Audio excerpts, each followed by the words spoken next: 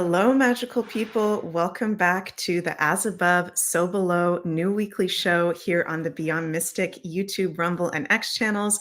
My name is Meg Moonbeam, and I'm very happy to be with the very magical Sylvia, who I haven't seen for a while. Very happy to reconnect with you today. How are you doing? Oh my goodness. I am doing really, really well. Thank you for having me back. It has been a while. It's been since May. Crazy. Crazy, crazy. And you guys know Ashala is usually with me on this weekly show, but she's moving homes this week. So Ashala isn't going anywhere. She's just a little bit busy. And Sylvia was able to join us today, very happily able to join us. And I'm very excited for this show to connect with you all and catch up with Sylvia and hear what the heck's been going on in your world. And before we get into anything in today's show, just want to mention, as always, you guys, please remember to like, share, and subscribe to the Beyond Mystic YouTube and Rumble channels. And we've got consultations with myself, Ashala, Jens, May Levy available over at consultations.beyondmystic.net. And also, very intense poster, but very cool. Today is the last day to save on the Red October sale, which is the 50% off the Beyond Mystic Insider Access Pass. So if you'd like to become an Insider Access Pass member with this discount sale, go to beyondmystic.net, the Red October section, and you can use code IAP50 to get 50% off. We've got all the Beyond the News shows on there, Psychic Spies, Beyond Crypto Rue, among many other amazing content. So go check that out. And hello, everybody. Thank you so much for joining us. We've got people from all over the world. We've got Maine in the house, Tennessee, Washington, Australia. Good morning, Australia. You are in the future time from Sylvia and I in Canada. And we've got Digivine says, what has Sylvia been up to? Wow. Yeah, what? I mean, was it your last Sacred Mystery show was May, or I can't remember what the last show was, Beyond the News or something that you were Yeah. on? No, yeah, it was the Sacred Mysteries. Yeah. Yeah. The last one I did was probably in May from Costa Rica. So it's been a good while since I've been back. And yeah, happy to answer what I've been up to. Yeah, what the heck have you been up to? Which is like you said, I think that's like the sacred mystery in itself. Right. So no, I mean, I moved for one thing. I moved from Costa Rica back to Canada. Mhm. Uh, yeah, I've just been really, really just diving deep into my cocoon. Lots and lots of things moving just in my personal life, obviously in the collective, just in the way I do my service. And it's just been really wild. I've just been really, how would you say, managing my energy truly Mm, just from a self-care perspective and right. really really leaning into what's really aligned and what's not aligned and my boundaries and just really taking Mhm. care of myself. Yeah. Right. Yeah, that's beautiful. K Mills 726 says, "You look amazing." It's the light of the it's the light, but thank you, I will receive that gladly, thank you. Yeah, and Marge Smith, hey Marge, says, so great to see you, Sylvia. People are very happy to see you back. And I do see comments every now and then, people going, where is Sylvia? Where is the Sacred Mysteries? So we did miss you very much. And yeah, so when did you leave Costa Rica and come to Canada? Yeah, we moved back officially, it was like the beginning of August.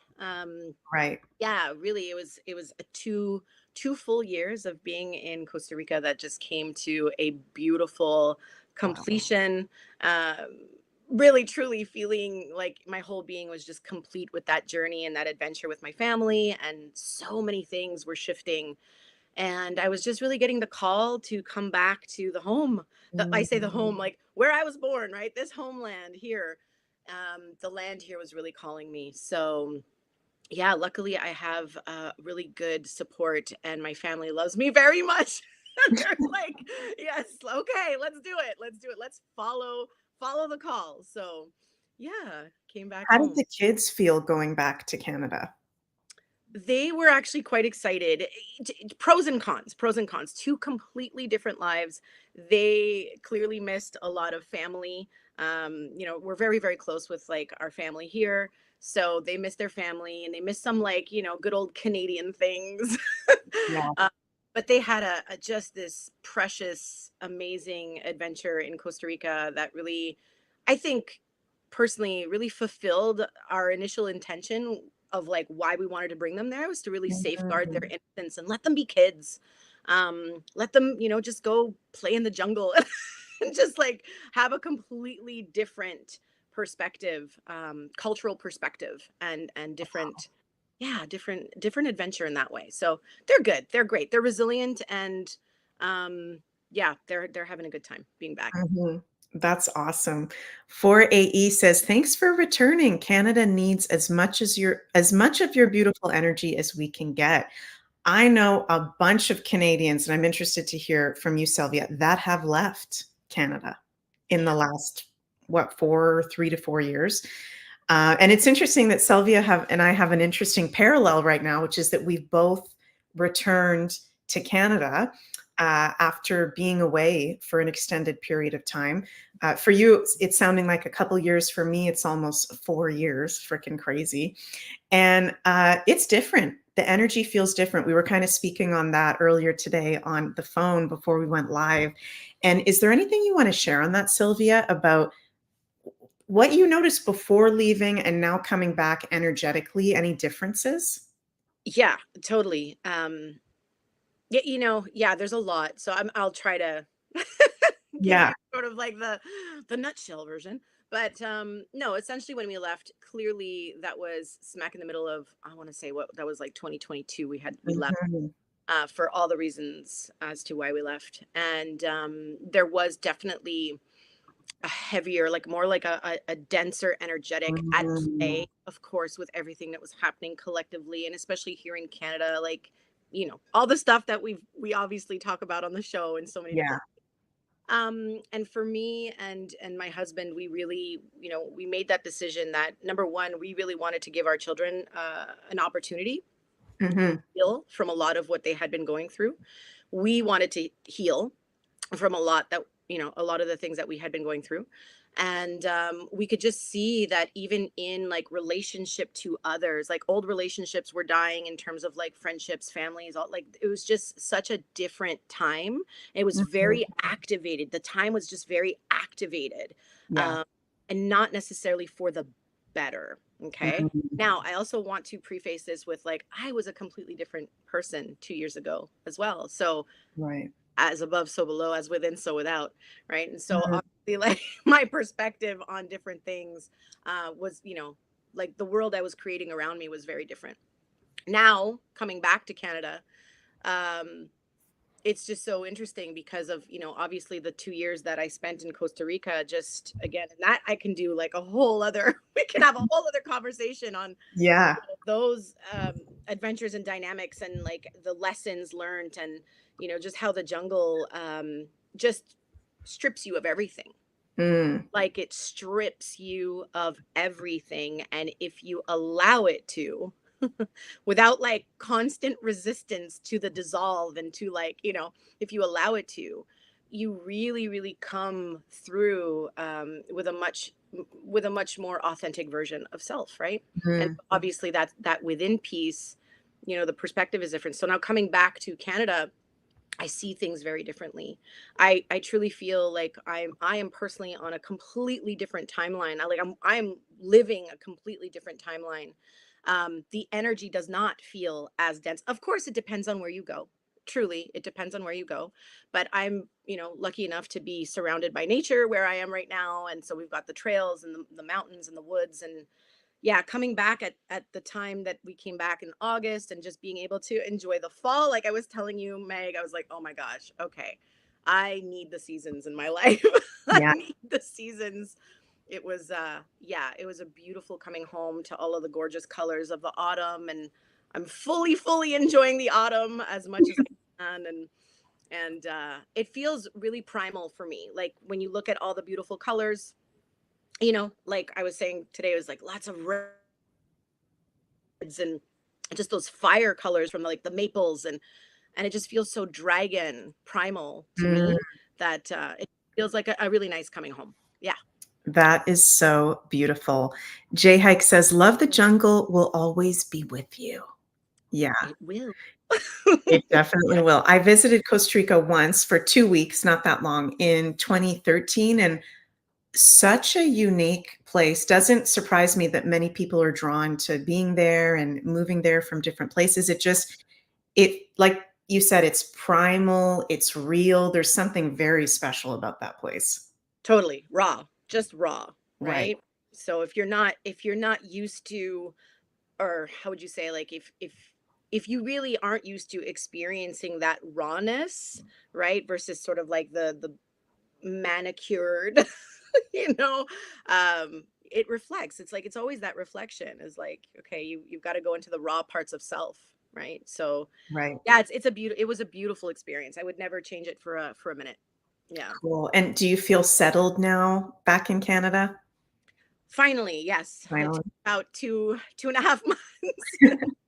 We are now settled back in, and yeah, it feels very different. It feels like, and you know, that's something I think I've mentioned before, and even like some other talks that I've been having is like, I feel like we are also at a time collectively where more and more people are truly ready to receive, you know, like something different. Like they're ready to, do some like real work, and they're ready to have conversations that they weren't ready to have 2 years ago. Mm, So I feel that very different as well. Of course, you're always going to have like those that just aren't, and that's fine. It's like yeah. not my job to awaken the masses.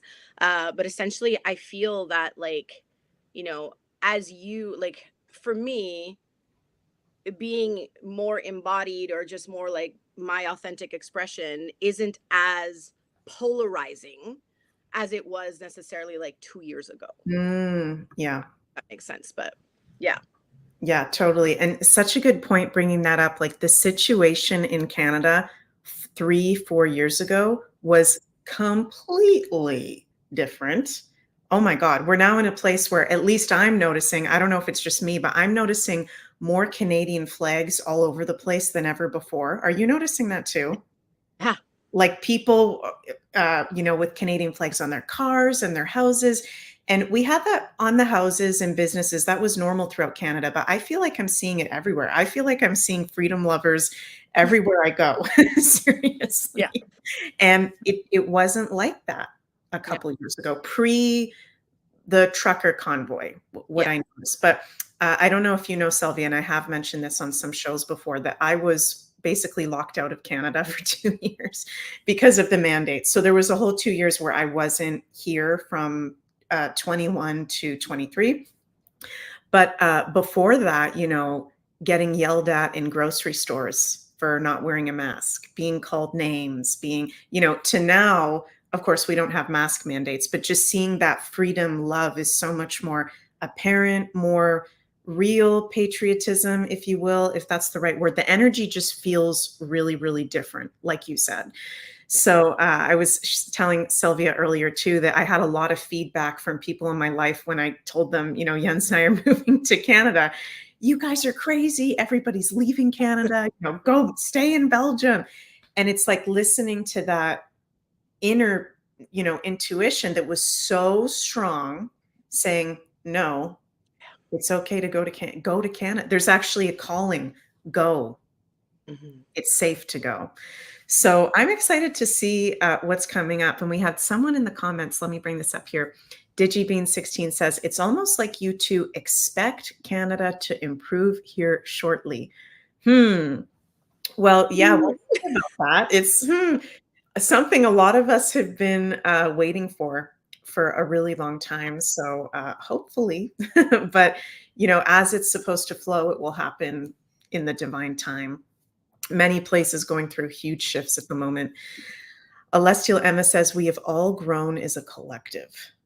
Yeah. So true. And I feel like, too, something that's been coming up for me lately is those of us in the freedom loving community, if you want to call it, or conscious community, whatever, maybe not realizing how far we've come and how much we've actually been through in the past few years on that warrior's journey, right?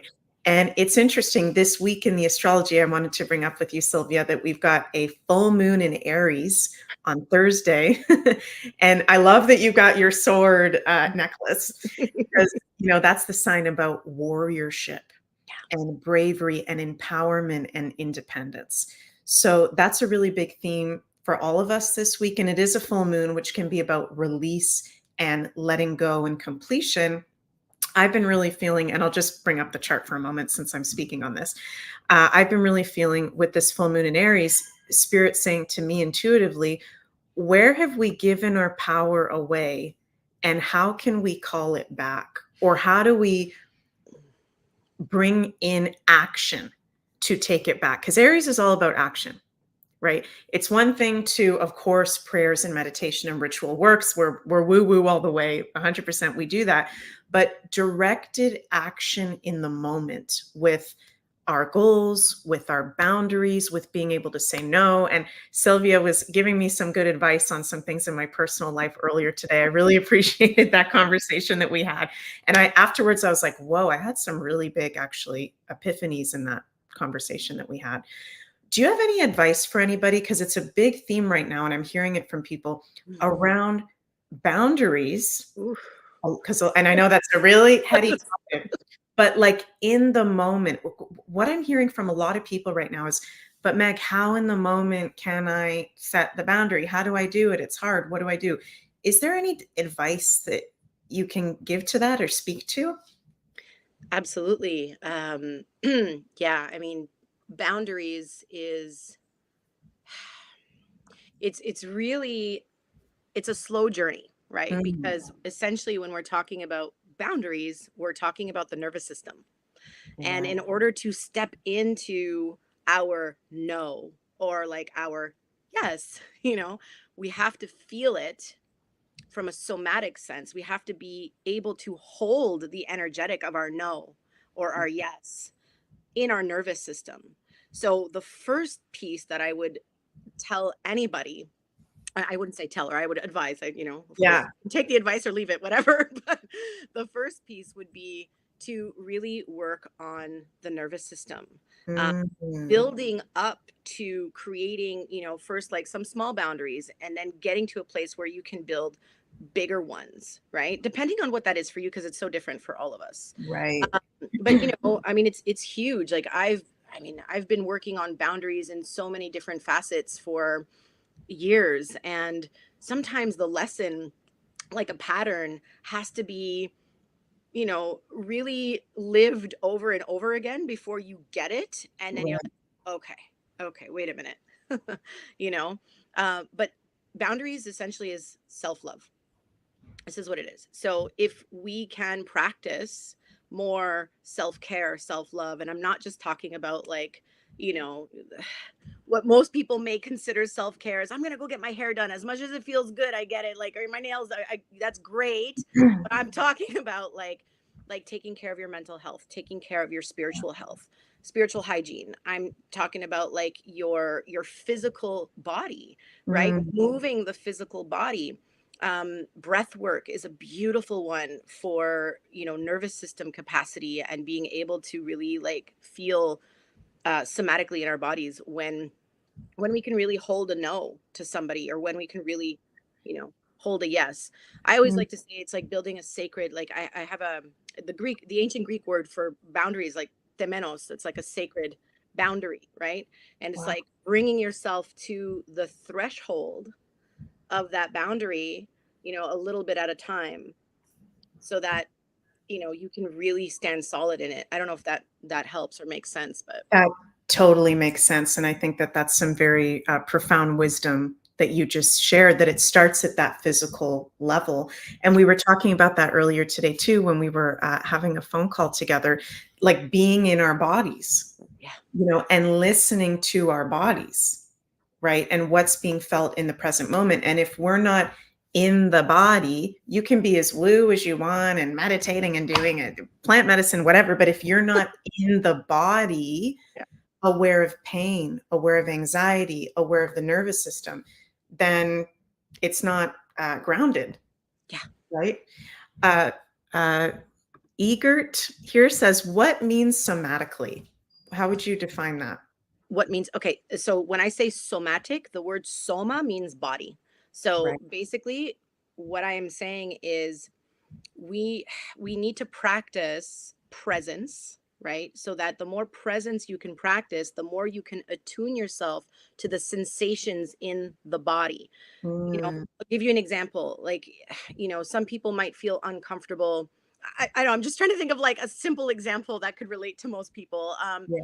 You know, you're you're in a workspace or an office. Okay, I'm just gonna give myself an example from something I may have experienced like years ago. Yeah. If I'm in a workspace or in the office and I really don't feel good about the particular, or like I feel like I'm being taken advantage of, like with the amount of taskings, or it's just, I just keep taking it on and taking it on and I'm burning out, right? Obviously that comes from some sort of wounding or trauma that we may have experienced, where we didn't grow up around boundaries and we just keep taking and keep doing, right? um, Mm, for me to like stand in my authentic truth to say, hey, no, I will not do this anymore. I'm willing to do this, but not this. Even right. speaking that truth will activate something in the body that feels uncomfortable. I'm Mm, just giving you an example, like a really small example. It could be like many examples. So the thing with boundaries, it's okay, like we can talk about boundaries all day and like what they should look like and how we should, but until we're able to hold the sensations in the body, or be aware of how the sensations work in the body, because it's the sensation eventually that's the energy. The mm, sensation is the energetic that is happening in the body that will either kick you into like fight, flight, freeze, right, or right. fawn. It's a nervous system response, right? So the more we can build the capacity to feel deeply in our body, the more we can actually really stand. It's like public speaking, or like coming on live here. And it's like, it's like Mm, it's like, oh, okay, I'm getting nervous. I got to feel, and get into like the wounding around like what is kicking me into fear or what is kicking me into fight, so that I can then stand in my boundary. If that right. does that make sense? Somatically, is that's what I mean by somatically. That totally makes sense. Her Miller says, but we grew up thinking boundaries were offensive. Yeah, many of us did. That's so true. And Debaser says, it's okay to say no. It is okay to say no. And Toasel says, how do you suggest setting family boundaries? Wow, that's a really loaded question. And that can be one of the hardest, right? Because a lot of those kind of woundings, right, that you're speaking to, Sylvia, can be ancestral, can come directly from the family. So, and I've been noticing a lot lately too. I've become very, very aware of uh, how we have, I'm having a brain fart on the right word, not auto responses, but we have these like subconscious auto programmings. Yeah. This all with any aspect of life, but we can have that, especially with boundaries. And then if we don't set it properly, then we can be hard on ourselves and feel like crap. And then, oh, guess I'm not good at that. Guess I'll just never be good at my boundaries. But becoming aware of those automatic kind of subconscious programs of how we act with certain people. Who are we in the leader archetype with? Who are we in the victim archetype with? Who are we in the, like you were saying, I can't say no with this person for some reason. Just realizing it, being, yeah, Digivine says the observer of self. I think that's even a great first step. Huge. Yeah, fully agree. Fully agree. On the family boundary study, yeah, it's exactly what you're saying. It's that like we grow up in certain environments that we're taught certain things, and the whole piece that I want to say on this is like, and I'll just speak to like personal experience over family boundaries, was that I really had to learn and distinguish between what my soul values were versus the values and beliefs that were imprinted on me. Mm, And when I was able to really start distinguishing between the two and then building the capacity within myself to actually action what my soul valued versus what the belief systems and the imprinted values were, that's where I was able to really stand deeper in my boundaries and say like, no, this is like, I don't I am not like, I don't have to hold your shame. That's Right. your shame. It's not mine to hold. Mm. I'm just using shame as an example because there's a lot of like, especially in family systems, there's like so Yeah. much guilt and shame and, you know, so it's, well, that is your, and it is ancestral. Absolutely. Mm. We can get into like the whole woo, like more and more is like, yeah, you've got this, but then you've got like curse work and you've got like things that are really passed down energetically through family lines that like need to be broken or just like severed in order to Mm. actually, you know, keep moving into your truth and whatever that is for you. Yeah, totally. I love that. Very well said. And speaking of ancestors, I wanted to bring something else up with you, Sylvia, No, which is something that, and I shared this with you earlier, the whole past week, I've been having this theme of Halloween, Samhain, and some people projecting at me, or I'm just noticing in general, that Halloween is evil. mm, You know, you're evil if you celebrate Halloween, or this is a dark holiday. And no. So I know you're the perfect person for me to have this conversation with and to speak to. What comes up for you like when you just hear that right away, Sylvia? Is that something, oh, here we go again? Or like what comes up for you when someone goes, oh, Halloween is dark, Halloween is evil? mm. Well, I'll be fully honest here. Yeah. um, compassion for one thing, right? Because Mhm. the piece around like we need to get educated. Right. Essentially, that's what it is.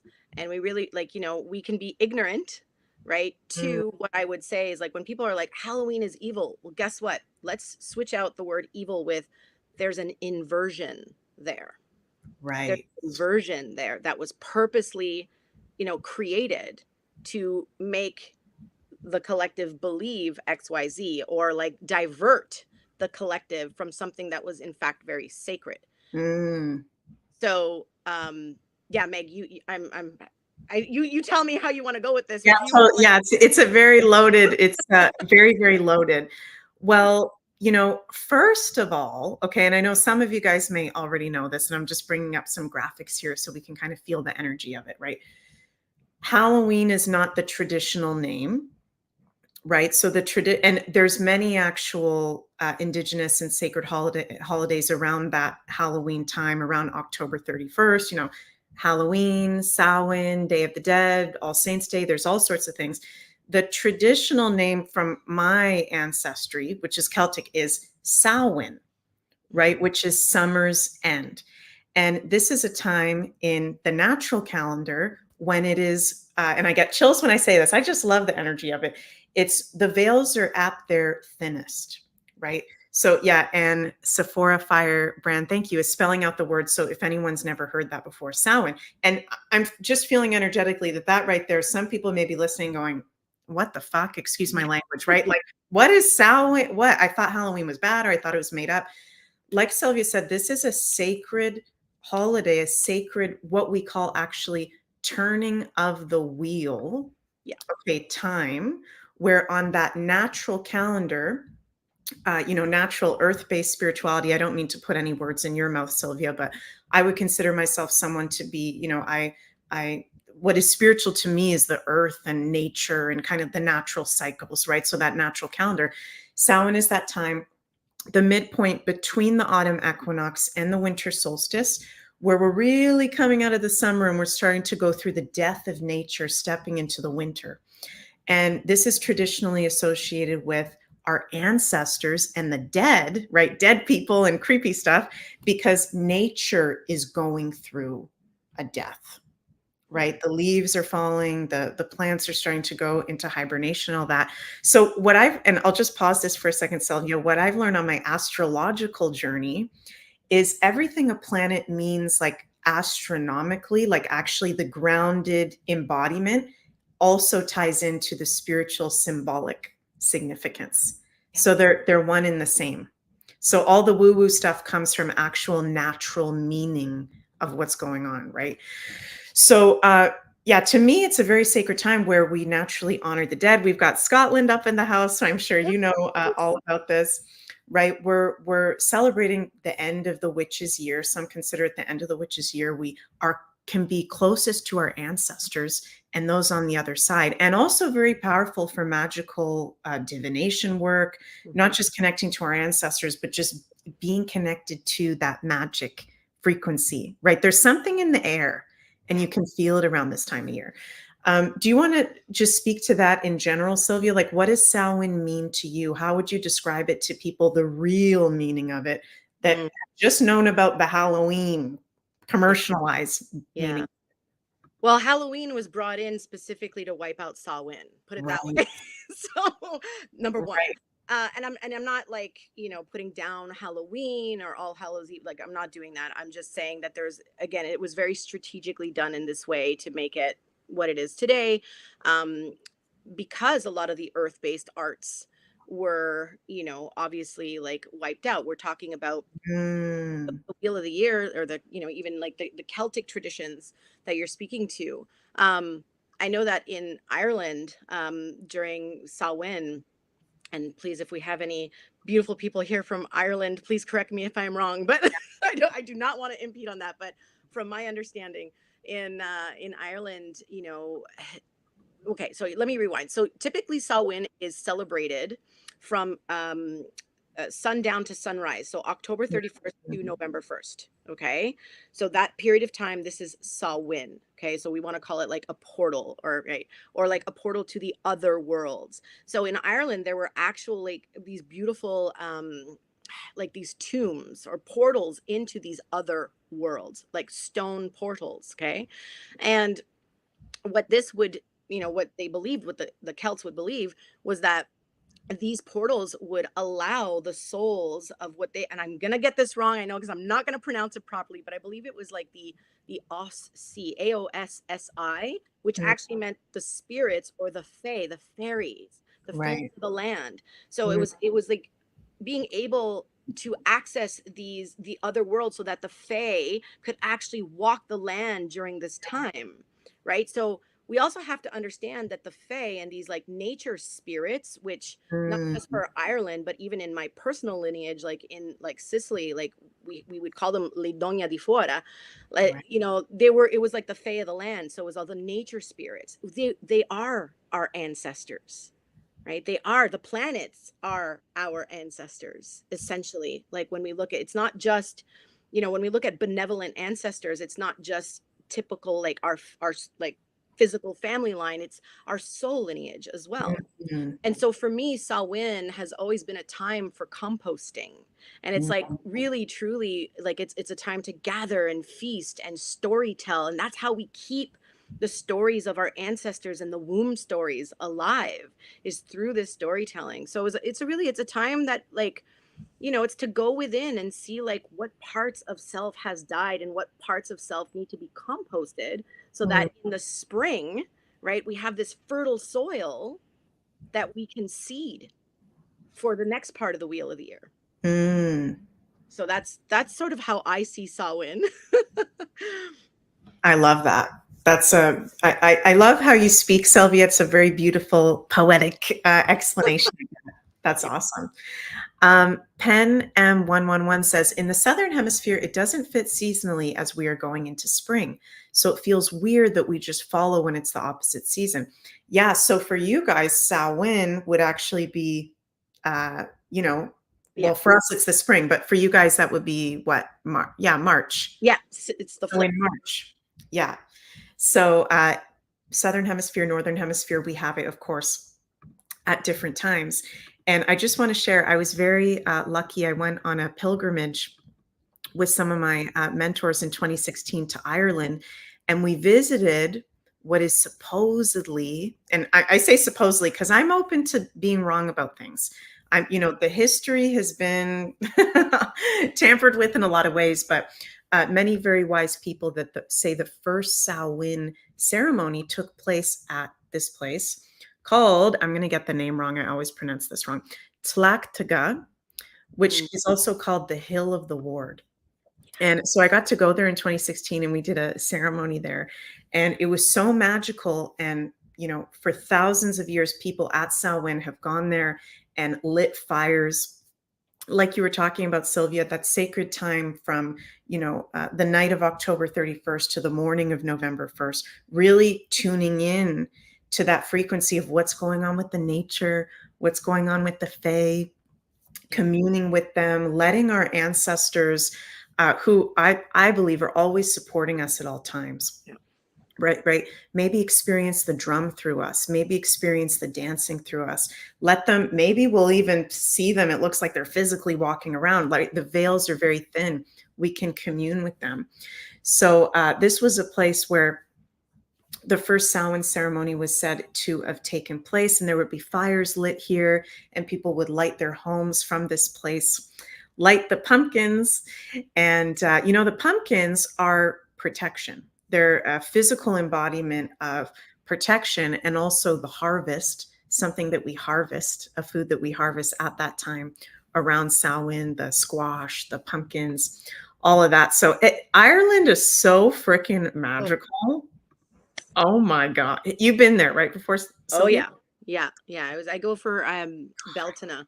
So which Right. is really like, yeah, that's it's sort of those are my two sort of favorite just earth festivals, is like Samhain and Beltana or Beltane. Uh, Right.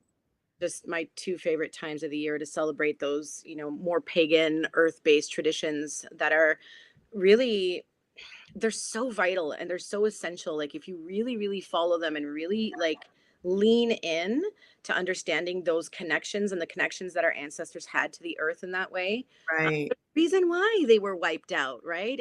Because it does Mhm. help us step into truth and sovereignty in so many ways. So Yeah. yeah. Totally, totally. And that's an important point too, is like all these holidays we have a part of the Gregorian calendar system are based off of the pagan, you know, Exactly. natural calendar, if you will, and they have been inverted in ways like you said earlier, Sylvia. Halloween is an inversion of Samhain, right? We have some of the same traditions, a part of it. But yeah, to just focus on horror movies and gore and all that stuff, yeah, there's a very dark frequency to it. Some of it can just be for fun and some of it can be for play. But I just wanted to bring this subject up because I think it's important to bring up that no, it's not just an evil thing that just Satanists do, and that's where it comes from. Absolutely not. Yeah. Right? You can feel it in the air when you're outside around this time of year in the Northern Hemisphere or the March in the Southern Hemisphere. There's something magical going on. The veils are very thin, Yeah. right? Well, I love it because again, essentially it is about death, but death is about birth. Mm, One without the other.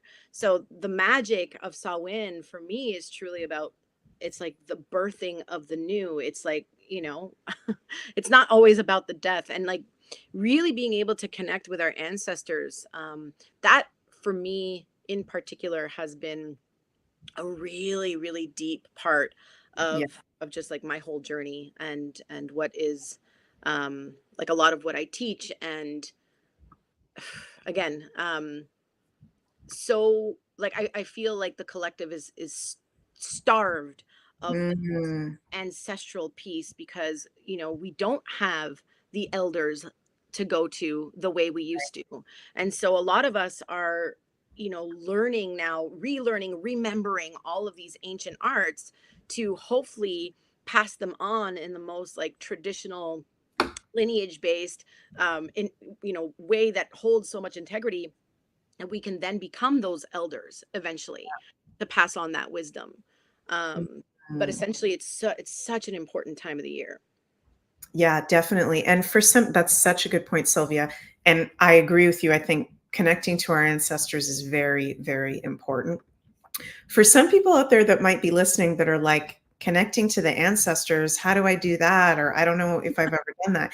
Is there anything you would suggest around this Samhain? You were talking about the storytelling, kind of keeping the stories alive of our ancestors, our familiar journeys and ways. But are there any other practices that you would suggest are kind of good for people to do, maybe at this time of year with Samhain or just in general to start Mhm. to connect to the ancestors? Yeah, thank you for that. That's a really, I love this question. It's a deep one, but so one big piece for me is always honoring any kind of tradition that you may have, whether that's, a recipe that was passed on from grandma or like just like Mhm. any little traditions or cultural traditions that feel good. Okay. So like being able to invoke those during this time, lighting a candle, speaking intentions. It doesn't have to be a full blown ceremony or full blown ritual, but it could be just, again, paying, just paying attention and having presence and like really going within and then feeling those aspects of yourself that like we are our ancestors, right? They literally, their hands are at our back. We are the dreams of our ancestors, truly. And what I love the most personally is working with the water and working with the ancestors, because water as source Mm, holds memory. right. Water holds DNA, right? Literally, it's the cells. When we speak to the water, we speak to the ancestors. We speak to the cosmic grandmothers. Um, there's so many ways to really connect ourselves to that. But essentially, if you're just kind of starting your journey and you're doing this, I mean, it's going to feel really weird. And I Mhm. know, I understand that. But the more we practice that presence and the more we go within and really like, yeah, just, I use the word prayer. It doesn't have to be churchy or anything like this. Prayer is intention, right? And prayer doesn't have to look like anything structured. It can be simply speaking the words of your heart, right? Right. So those are the ways I like to connect with ancestors. I mean, there's many other ways, but just I know we're, time wise, I just wanted to give those. Yeah, I absolutely love that. And one of my personal most favorite things to do around this time of year, let's see if I can bring this picture up. This is not my ancestors altar, but this is just a Google example of an ancestors altar, Yeah. which is, making an altar where we've got pictures of our ancestors, we've got candles, we've got the elements being represented, maybe something from earth, air, fire, or water to make it like, sacred altar. And I love to put things on there that my ancestors liked. So around this time, my grandfather, who is from England, he had a tradition every single day. He lived with us for a time, and he would ask me when he was alive to make him a cup of hot water with a shot of whiskey in it before bed. So I do that around Samhain. I go, "Hey, granddad, love you, miss you. Here's your little shot of whiskey that you like." Just the thing is that they like honoring them on there, and then being able to pass those stories down to now my younger family members, my niece or nieces rather.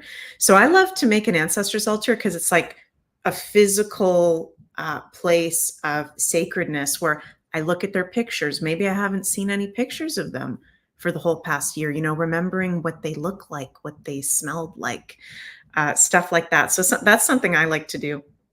Yeah. And I love all the things that you shared, Sylvia. That's absolutely awesome. And this is a time, Scorpio season, when we have Samhain, where we may dream of our ancestors, we may feel them around, we may hear whispers of their voice or messages from them. So paying attention to your intuition, you guys, because it's a very magical, intuitive time of the year for sure.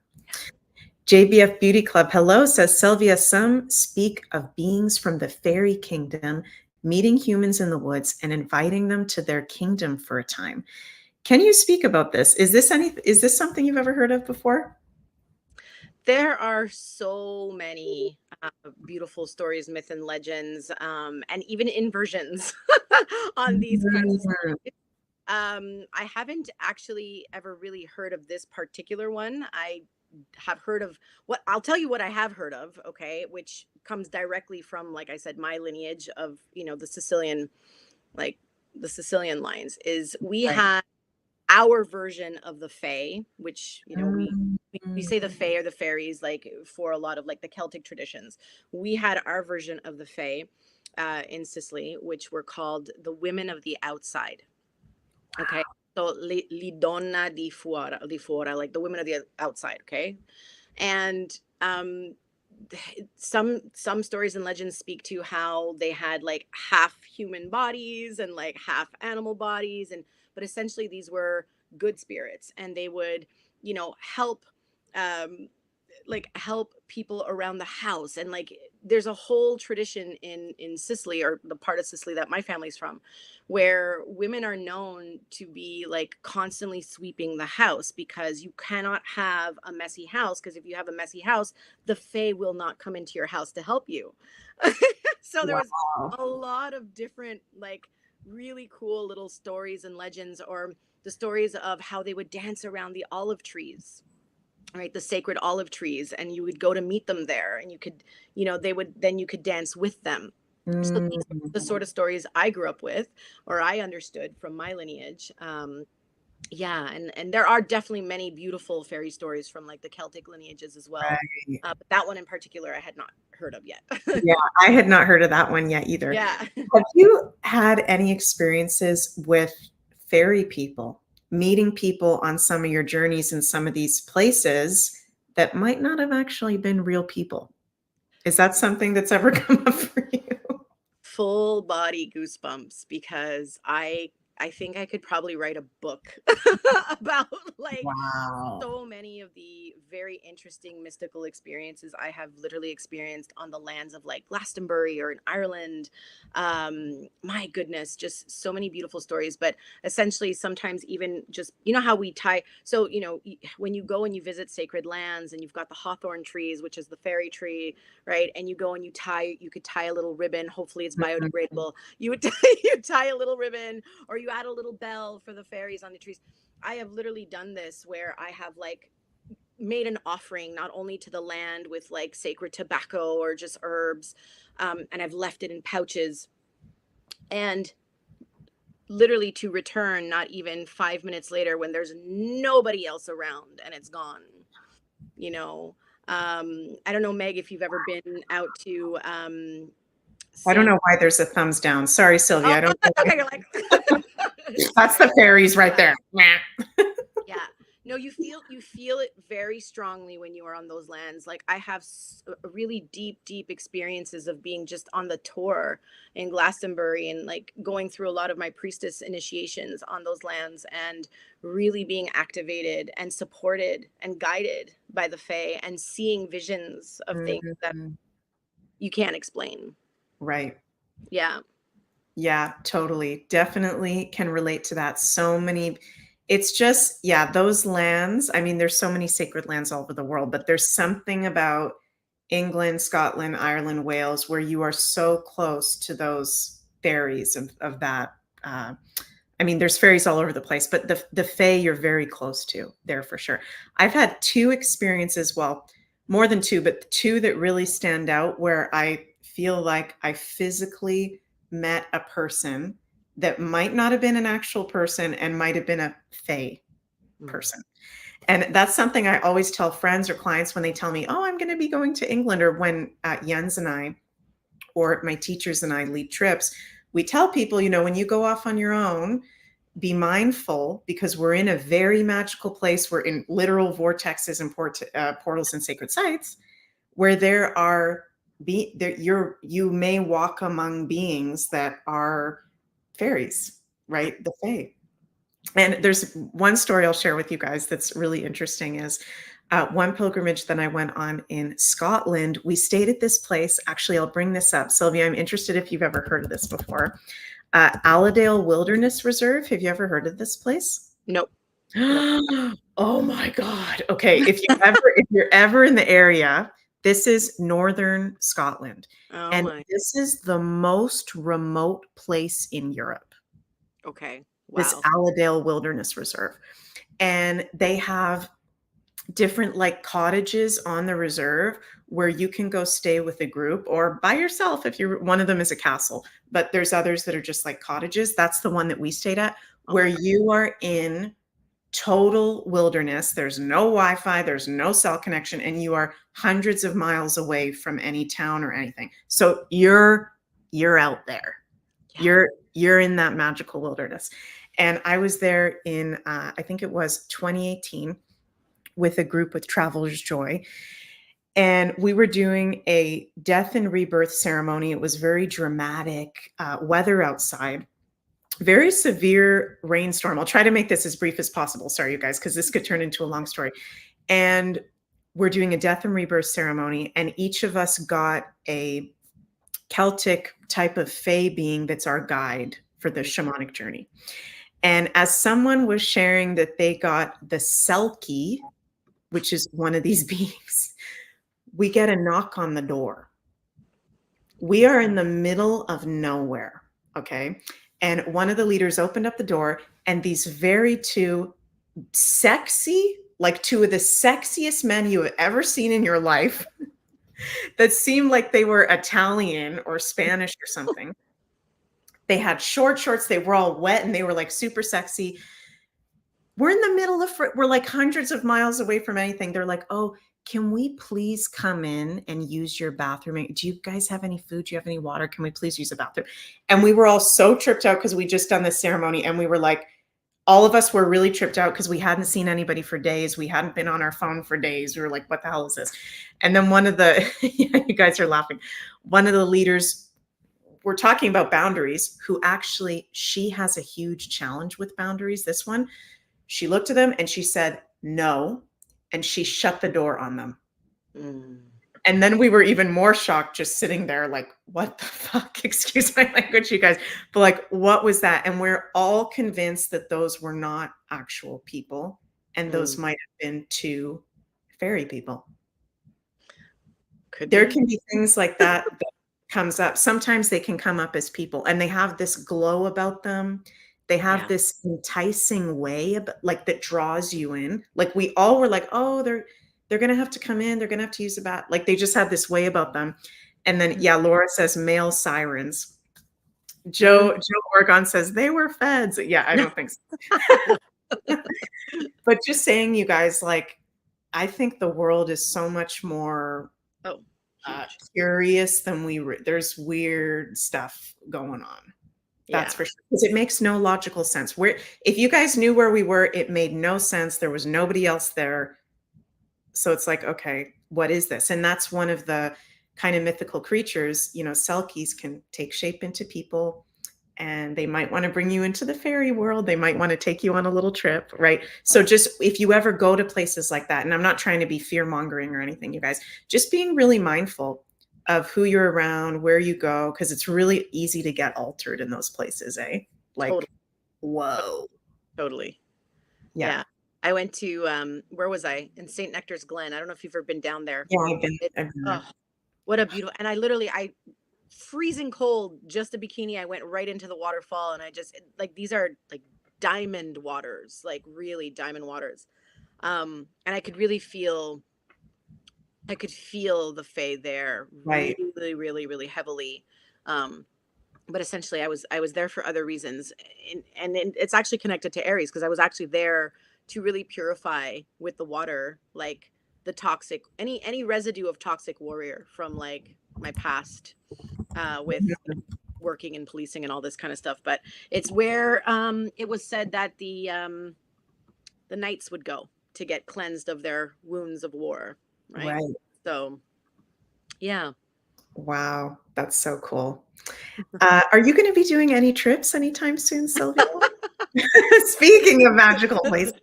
Yeah, I do. I haven't really fully put it out there yet, but I will be doing a sacred pilgrimage to Sardinia. That will be of 2025.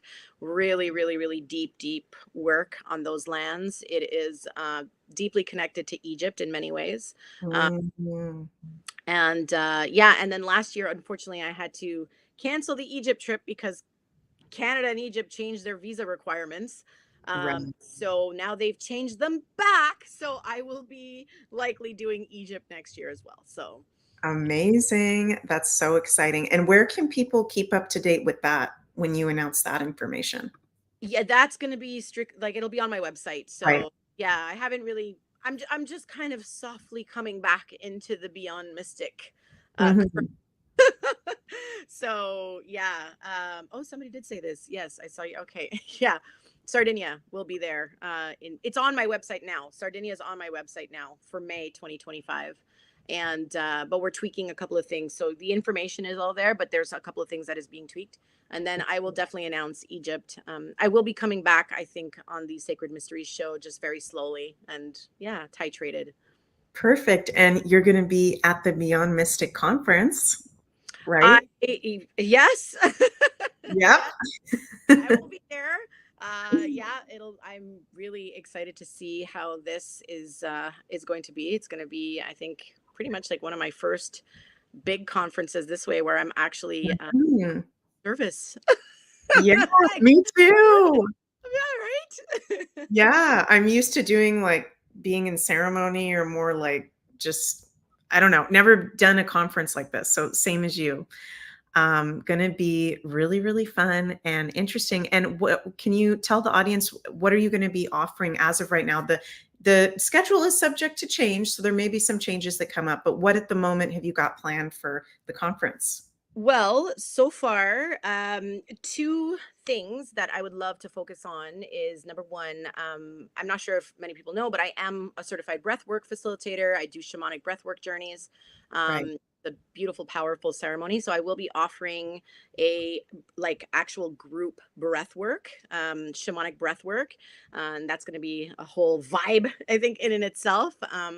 With some drumming. There's going to be like, I'm going to teach you guys how to breathe. And there's going to be a whole like chakra attuned music set to breathe to. And then we're going to, come together and do sort of like a mandala debrief. So, I mean, I can get into it, but I will be offering breath work.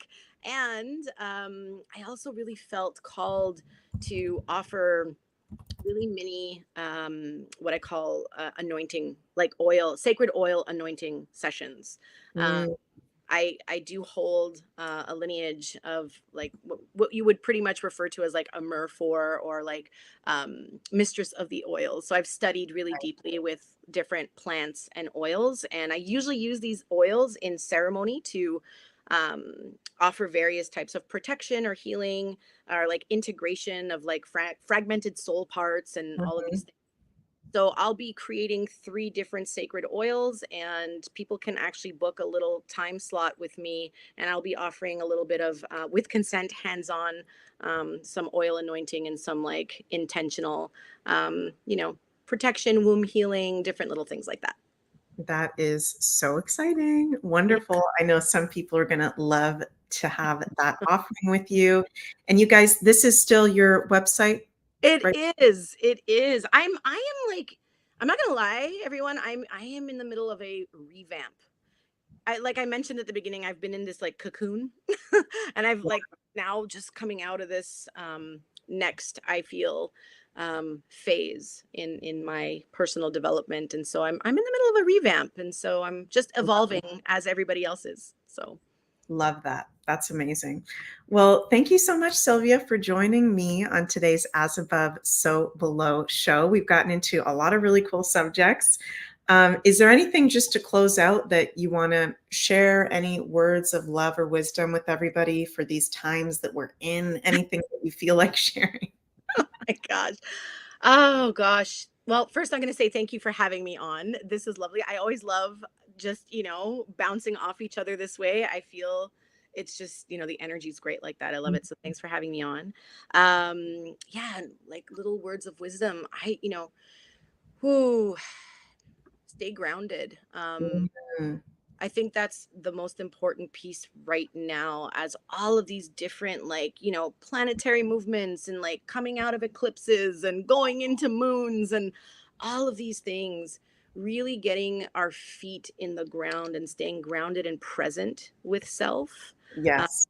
and offering ourselves grace as we move through what we're moving through. At the end of the day, without big bypass, I mean, it's all perfect. It's all perfect. Even the shittiest things are perfect. They're really here Yeah. for, but just really, yeah, remain grounded. Remain grounded. Okay, that's like the perfect message right now, for sure. Lots of illusions, lots of different things going on at the same time. Actual misinformation, that's a word being used against the truth, right? But actual misinformation. So I love that. I think, perfect way to close out the show. So Amazing. thank you guys so much for joining us. And Sylvia will be very happy to have you back on As Above, So Below, and see you on Sacred Mysteries and other shows as you come back onto the channel more. And thank you everybody so much for joining us. Please remember to like, share, and subscribe to the channel. And we'll see you all next week for another episode. And Ashala will be back next week as well. So love you guys and have a magical evening or morning or afternoon. Bye. Bye.